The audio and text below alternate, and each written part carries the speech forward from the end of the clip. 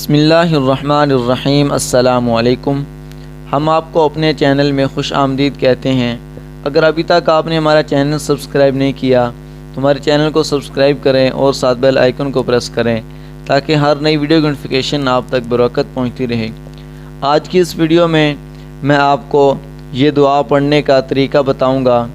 اس دعا کا فائدہ یہ ہے کہ جس شخص کی اولاد نافرمان ہو، ناخلف ہو، اس کی بات نہ مانتی ہو تو وہ اس آیت کو ہر نماز کے بعد پڑھا کرے، انشاءاللہ اس کے بچے نیک صالح ہو جائیں گے۔ دعا کو آپ نے پڑھنا کس طرح ہے میں آپ کو ابھی پڑھنے کا طریقہ بتاتا ہوں۔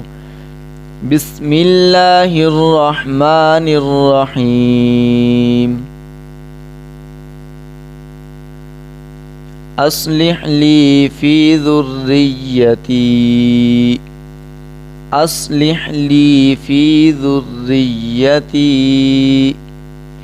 جب آپ ذریتی کے لفظ کے اوپر آئیں گے تو جب اس کے اوپر پہنچیں گے پڑھتے وقت دل کے اندر اپنی اولاد کا خیال لے کے آنا ہے، ٹھیک ہے؟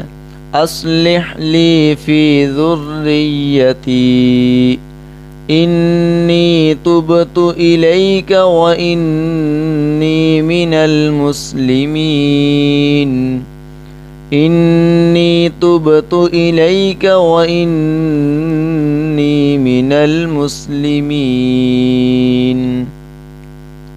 اس کا ترجمہ کہ نیک بخت کر میری اولاد میں رجوع کرتا ہوں تیری طرف اور میں مسلمانوں میں سے ہوں۔ اس آیت کو پڑھنے کا معمول بنا لیں ہر نماز کے بعد، تو اس سے انشاءاللہ آپ کی اولاد جلد نیک صالح اولاد بن جائے گی۔ اگر آپ کو یہ ہماری ویڈیو اچھی لگی ہے تو ہمارے چینل کو سبسکرائب کر دیں اور ساتھ بیل آئیکن کو پریس کر دیں، اور اگلی ویڈیو تک دیں اجازت۔ اللہ حافظ۔